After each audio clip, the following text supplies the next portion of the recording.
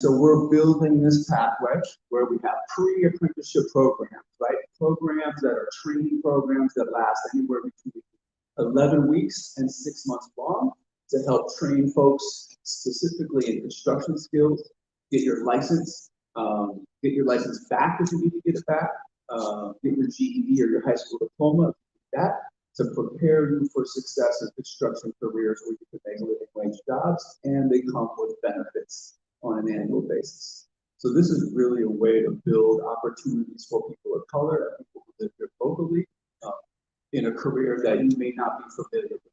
So a big part of our work, and Claude's a big part of that, is doing enough outreach. And that's where we need you as well to make sure we're telling as many people in our community about these opportunities for them.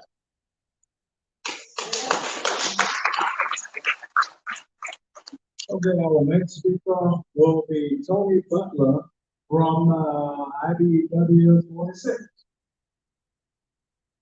Can you hear me? All right, good afternoon, everybody. I'm Tony Butler, and I'm a business representative. On the inside of Waterman by trade, but now I'm in the business of representing our members. Rivera here, who is a newly appointed apprentice. Glad to say that because he's not came from the community, came from one of our pre-apprenticeship programs, named through PACE. That's under a new. Community is familiar with that organization. But I mainly focus on communication, how to get you point A, point B. You know, he's a prime example of that. Explain his story as well. But for us, I just want to take a quick moment. I want everybody just to look at the facility. When you think about electrical, you're going to look up here, you're going to see the lights, you're going to see the projectors, you're going to see the speakers, you're going to look over here, see the cameras. That's all of our scope. And so it takes schooling to do that. Well, I heard this panel up here earlier, we were talking about schooling. Guess what? You're going to come to the electrical world, 4 years of schooling. I just graduated college before I came into the electrical world. So they told me first off, they're like, hey, it's good that you graduated school and everything, but you got to go through a 5-year program at that point in time. So just get comfortable with it. Get comfortable with knowing a little bit of math. A lot of people tell me, Tony, you're not so good at math, but I want to be an electrician. Say, hey, don't feel too bad about yourself right now. I'll tell you this. All of you have had a job at some point in time. Payday came. I guarantee on payday, you know exactly the amount of money you're supposed to get paid. You're going to tell us, hey, I'm $45.17 short. Say, how did you arrive at that conclusion? It's a little math. All right, so you know a little bit of math. You know, so you have to start somewhere. You start that subtraction, addition. We'll build you up to that algebra. We'll build you up to trigonometry. You know, it's a process, and that's our goal, is to make sure that you guys can support our partners, John Mercy, Jerry Jordan, and a lot of colleagues on here. It takes a team, it takes a village. And for me, IBEW is family. So I'm honored to say that some of my motivation in my life is sit in the back room at the round table with my grandmother and my great aunt. They're the ones who pushed me all the way to this point. So I can get a math music company. And I know I average probably from kindergarten to 8th grade, 2.5 minutes a day. So my math got quite good. Nonetheless, I want Skylar right here just to kind of tell you about the opportunities, the process, you know, real quick, a little bit of time. You know, where he started off, where he's at now. Thank you. My name is Skylar Rivera. First year at Mass. They hired us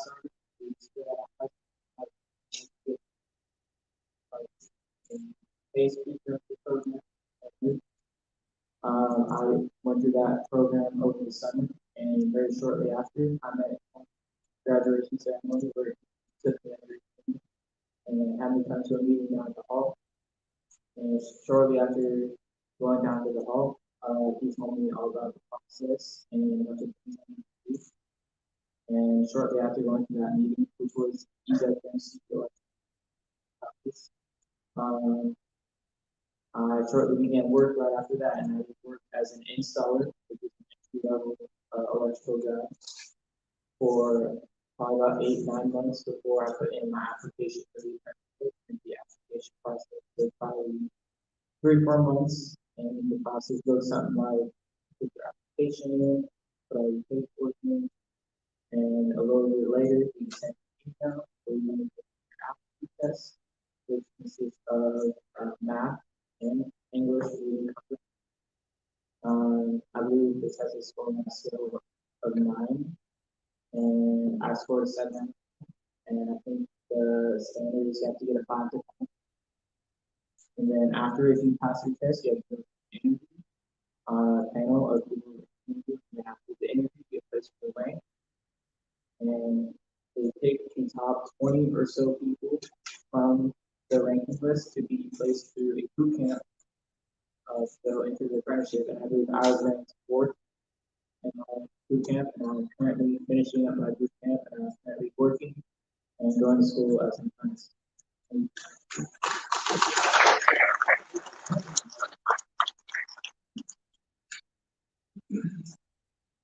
Okay,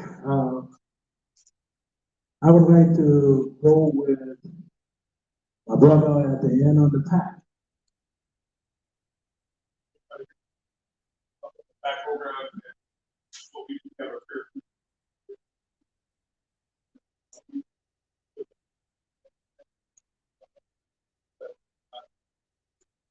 What we do need to do, I'm ready to.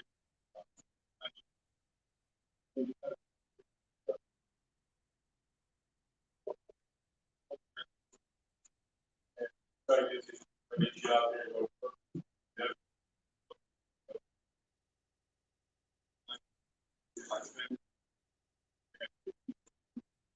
One black man, anybody but color. So we're trying to go out there.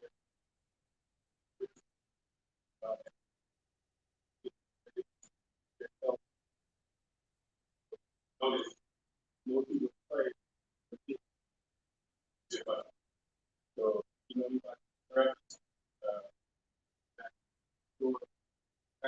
fire. Okay, thank you, Derek. Tony? Tony Clay with Apple Construction. Just a little bit about myself. Right.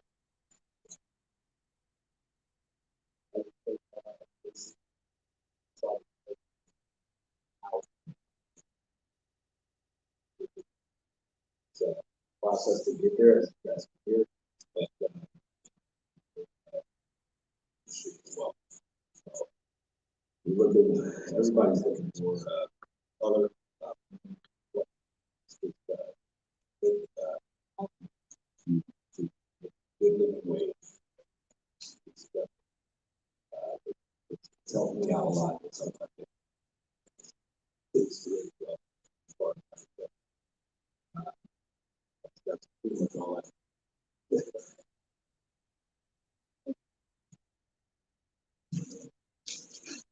Jerry Jordan from the pack.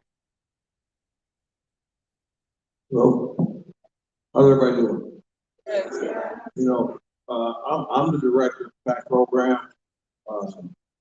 Well, we believe that there is an instructor, he's a math instructor, amazing math instructor. Tony mentioned about electrician math. This brother right here, I'm 58 years old, and he taught me something last week that probably could have changed my life when I was in college, doing trigonometry. What's the word? The word goes PennDOT. Everybody know PennDOT? You do? Would have changed my entire life. That's a cheat sheet. That, you know, and the reason I say that is that he's an amazing instructor. And if you're interested in getting to the trades, as you stated, the PAC program, we are family. Once you graduate from the PAC program, you're a PAC program grad. We have them in and out with trucks and trades. And what I do, what we do, is we actually partner. You know, how you understand. I believe in speaking words based off of definition. Don't waste a lot of words on that. I say partnership, then that's a group of people working for the same common goal, right? So believe it or not, on this table here, I work with, couldn't believe it, song popped in my head, but I work with Tony.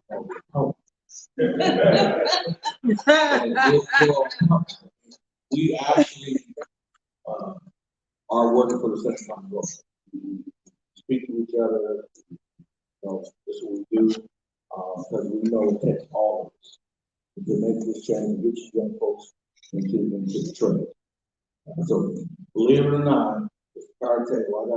I'm about to read, we work with City of Seattle, John Bush is up here, they help with the PAC program. We work with King County, they help with police, big counties, we work with South Transit. I mean, they're partners with us. We work with the port right here. I appreciate it, you know. My other cousin, he didn't know it today, you know, but it takes that. You know, so it's not one-offs. I know a lot of folks heard a lot of words. I really trying to do it. I know I'm really trying to build this partnership so we can help you folks get into the trade and be successful in the trade. So it's not just you go through, you're gone. No, you stay in contact. We put you in contact with the city contacts you, the port will contact you because you are very important. When you look around, somebody prove is wrong in the case. When you look around the skyline in Seattle, you see the sky in Christ everywhere. The way I look at it is the brains is the work. It's starting from the ground up. There's work in the trade. Everything. I was told at some point that King County had the most construction in the North America. At some point it was Toronto, if I'm not mistaken. So as an opportunity to make it on this living and be a journey worker is here. I'm very for that. We have agreements with Tony, with electricians, that if you go to one program, he helps us with the curriculum that you need to tell us the ins and outs. We also do it with all the trades. We do it with labor, we do it with carpentry, sheet metal, cement masons, and all of it. We have agreements to work with, so they call us so we can have. So we can call them and say, hey, we got you. So we're working for you. We're most of us we're long in the tooth. I know I am, and it's time to just get back. And right now, I want my I don't want to fly. I don't want to be on. No, he doesn't need us with me. We don't want them. All we want is have you go out there and provide and make money. You know what I'm saying? That's me. You know, see you at the grocery store, see you at that restaurant. That's it. Don't give me anything else, but I want to see people out there working. I want to go down the street and when these girl calls out here and I'm upset because when you're hindering my traffic, that I at least see people that around this community is from this community that's doing work.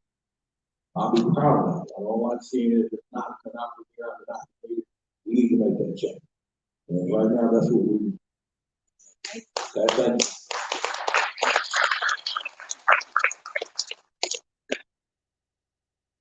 Brother Denzel Halloween from the Maritime. And let me tell you, he has a story to tell. Hi, everybody. My name is Vince O'Halloran. I am the Vice President of the Puget Sound Ports Council Maritime Trades Department, AFL-CIO. I'm the past Seattle branch agent, the Sailors Union of the Pacific. I had the pleasure and privilege to serve with Quad on the King County Labor Council and Executive Board for many years. And I grew up in San Francisco, attended public school there. Say that San Francisco is very similar to Seattle, although I think that Seattle is a smaller, nicer version of San Francisco. The two most famous graduates from my high school are the actor Danny Glover and the singer Johnny Mathis. And Johnny was a little ahead. A few folks might chuckle at it. Anyway, so right now, like my colleagues here, the maritime industry is looking for people. We put people on big ships, ferries, tugboats. Those jobs are high-paying jobs. We have a facility here in Seattle called the Seattle Maritime Academy. It's kind of a misnomer. It's actually part of the community college system. So you can get in there coming right out of high school. If you go to the Seattle Maritime Academy, come out, I put the folks right to work. Many of them are young folks, but many of them are folks in their 30s, 40s, and 50s. Our jobs, so the course line is 9 months, and marine electricity and refrigeration are two of the key subjects that they teach to come out as a marine electrician and what they call a refrigeration engineer. Those jobs upon graduation pay up to $19,000 a month. I want to say that, $19,000 a month.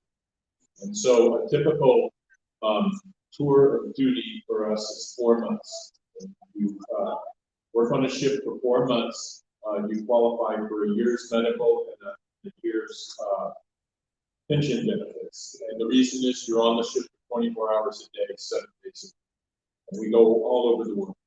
Alaska is our biggest trading partner, but certainly Asia, the Middle East, around through the Panama Canal, like that going. That's a lot of money. That was way more money than I ever did.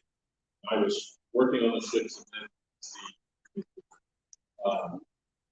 it is probably the best opportunity for any person in the United States. A training school that you can attend for such a short time, and the training is excellent there. And graduate and go right to work. We'll put you right on. If you have friends and family, a lot of times I tell people, graduate, ship out for 4 months, go to Costa Rica for 2, go to college for a semester, and go back to work with us. And and really make a life. You can go into a lot of different aspects of the field. A lot of the stationary engineers, the folks that work in all the big buildings there, that's the skill set you learn. The power source, steam or any kind of generator, and how to handle the refrigeration and the electricity. Sometimes that doesn't sound, sexy, but $19,000 a month is, and the refrigeration van, you're just carrying McDonald's hamburger. That's worth several $1 million. And so, they'll put 50 to 200 refrigeration vans on the ship, and you have to be able to fix them. Refrigeration vans have computers, the electricity, and the refrigeration system itself. And it's a valued skill set. Hence, they are looking for students to attend. My understanding is this semester they finally got a full cohort to attend, but it's always been a struggle to get folks to go there because nobody seems to understand that we're a seaport. San Francisco used to be a seaport. When I went to high school, everybody was shipping out. Here, San Francisco lost its ability to seaport and went over to Oakland. But here, we're still a deep water port. And we have just this tremendous asset, to the city here and to all of us that around. Anyway, you can Google Seattle Maritime Academy, and you're more than welcome to reach me. I can help guide any student or any friend you have that may get Vince O'Halloran, and again, I'm at the Sailors Union of the Pacific. And Morris, who's speaking. I thought it was absolutely great.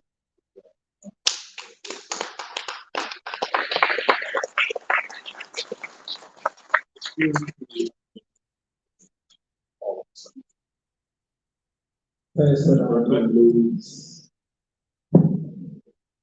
Thank you very much. Great and very important information. I'm with the Port of Seattle. The Port of Seattle, we own and operate some waterfront facilities, and other facilities are operated by our tenant. We also are the operators of Seattle International Airport.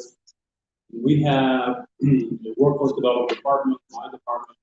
We try to encourage young people and adults, or people of color and women to enter what we call the port industry. Aviation, the airport, maritime is such an important sector that really feeds a lot of the economy in our region, maritime. We also have green jobs and green careers, because we want to be the greenest and cleanest port and airport in North America. Then we also have construction. We think of construction as such an important sector. None of our facilities would exist without the trade. None of our facilities would exist without it. We just completed a few months ago the opening of our international terminal, new international terminal. It's a world-class facility at the airport with $1 billion, thousands of hours work by men and women of color on those jobs. We have, just like the city, counties, town transit, and the Washington State DOT, we have requirements in our contract for the utilization of apprentices, and in particular, apprentices of color and women. We in our department, working again with other colleagues, the public sector, we call ourselves the RPO, the Regional Public Owners. We try to work together. John is such a great partner with us. We try to work together so we figure out the data that matter and what are those points. We know that a black male entering the apprenticeship today, 2 years, there is a high likelihood that that black male will drop out of the apprentice program. In 3 years, 6 out of 10 black males are dropping out of apprenticeship. We want to know why. We want to get the root cause. The whys are probably racism, for women, sexism, bias, working with partners, the contractors, and the unions, working with those organizations who want to figure out what can we do as public agencies to eliminate those barriers. We've learned recently one of the biggest barriers for men and women in construction is lack of child care. And they need it. Single parents or even dual parent families are finding that child care is a barrier for them to stay on certain jobs. If you have to be on the job at 7 in the morning, you're a mom or a dad with children, child care should be provided to you in a way that is accessible. So we as public agencies are trying to figure out, can the federal government work with it? Can the state of Washington work? Can the Port of Seattle invest in child care facilities? That's one of the issues that we're trying to. So as you see us as public agencies, you may say, well, we truly care. We're trying to figure out the solution. And last, I'm going to say, I asked an organization, a local organization, to do a study of green jobs.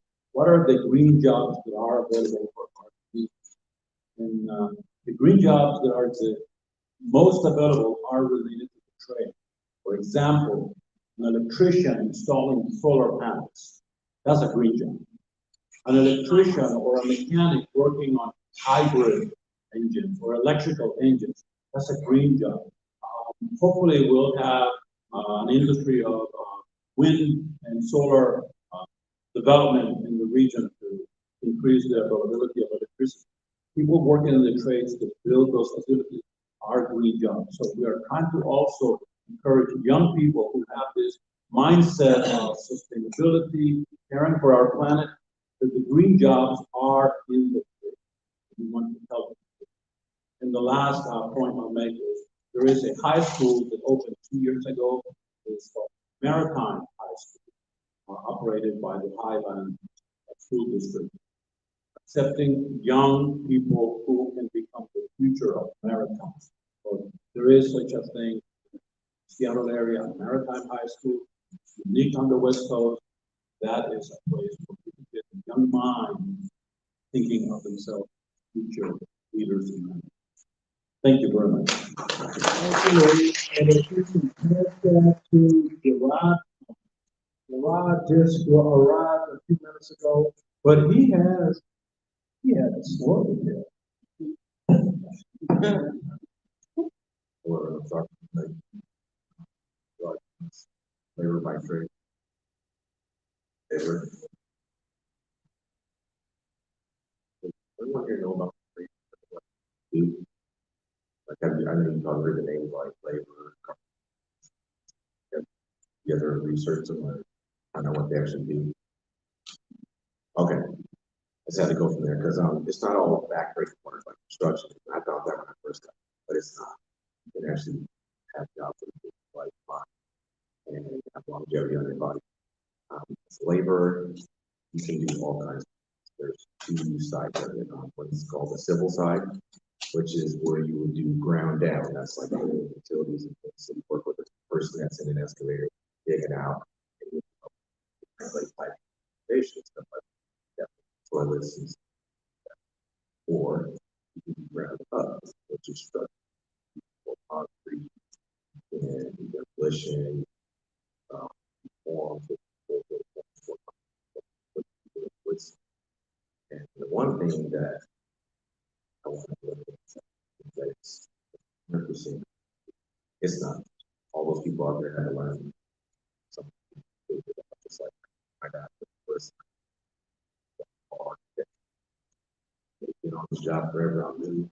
It's not like that at all. Everybody has to learn something. They just all start face with us. That's pretty much it. I mean, but other than that, it's a 4,000 hour apprenticeship. 1,000 hours is about 40 hours. 6 months. So 2,000 hours is a year. At every 1,000 hours, you get a raise. Ask for it, you fight for it, you go right across the 1,000 hours class. Class, that get that raise. Or the $6, like right away. You go right back to work all the way to your account. You understand how that process works, like the journey. Okay, just take this where we're at. And they have open enrollments every Tuesday and Thursday at 6:30. You just have to keep it. I say at 6 o'clock. Say that again, please. I said they start at 6:30, but I suggest you get there at 6 because you're early when you're on time. But if you're on time, then you're late. And some people, one person's minor might be another person's major. So it might be minor to you, but it's major to them. So 5 minutes could mean the world to them, and you might be like 2 minutes time. The work is for many, but the laborers are few. So we need that.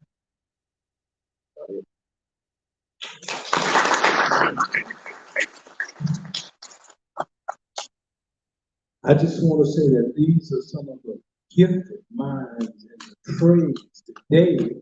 And you can learn from that. They have material, they can talk to you. We're going to have a breakout room right across the way there. Yeah, just straight across. We'll have a breakout room. But before we do that, we're going to have lunch. And before we do that, we are going to have Brother DeMarlon Sisney. and he will come and do this survey. But before I leave, I want to say thanks to all of these guys that have given me valuable information, advocating, and tell you how to get involved in the program and what to do. And I'm telling you, trust me, they are gifted. And I wanted to say about my brother over there, Gerard. Gerard is now, he went through, what is he, the 3 apprenticeship instructor now? Right, and you're not so long out of became a journeyman, right? Right, so he's moving on up. He's like the Jefferson, he's moving on. Yeah, well, you can do that if you put your mind to it and you have a mindset. So anyway, I'm going to turn this over to the brother. Okay, I just want to interject, gentlemen, one moment, please. One moment before you leave, gentlemen. I know you're trying to get to that, but I just want to say thank you so much. And like the program says, this is a continuation. So you are all, I'm trying to help coordinate all of these things and get in touch. You're all my new best friends, and we're gonna, I'd love to be able to get together again and do this, you know, like quarterly or however often that we decide.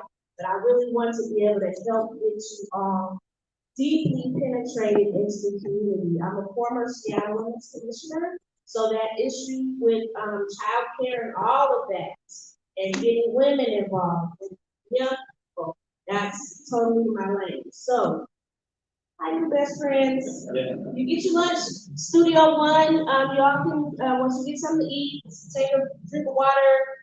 These gentlemen will be in Studio One right across the courtyard there, where you can have more deep, intimate conversations with them. Perhaps you can fill out an application and just jump right in and get involved. So thank you all. And also before we leave, Dee has a survey we want to do because as they mentioned the data, we got to get the data. We got to know what's going on so that we can know where to put the correct energy. So Dee, take it away. Hello, everybody. I need everybody to get their phones out right now, please. Get your phone out. So a little bit about me. I'm an analytics and AI/ML specialist. I was at Amazon Web Services, and now I own my own technical assistance firm. So we specialize in helping small and underrepresented businesses with their technology. We've since grown to about 6 Black engineers with us on the team. But I say that to say tracking, writing, quantifying, and producing actionable insights is what we're here for, right? And so we need this survey to really be able to gauge how this is affecting you, right? What is the experience like? And what do you want to see after you leave here today? How can we influence that? So please take your phone out. This is the first of 3 surveys that we're going to be doing throughout the day. Because we really want to be able to gauge everybody, and I know people are flowing in and out. But yeah, please, it's only about 6-7 questions. And please take the time to do that. But thank y'all. That's me, and enjoy lunch. We're going to take a lunch break, and then we're coming back for a talent showcase from Amazing 365, and then we will go into a tech talk with Dee and his partners, and following that, we have a mindset discussion with Dr. Tracy Harrell. So we still have plenty of conversation and work to do. But for now, enjoy the lunch, drink your glass, get some drink, go have a sandwich, and we'll just hang out and see you back here at 1:30.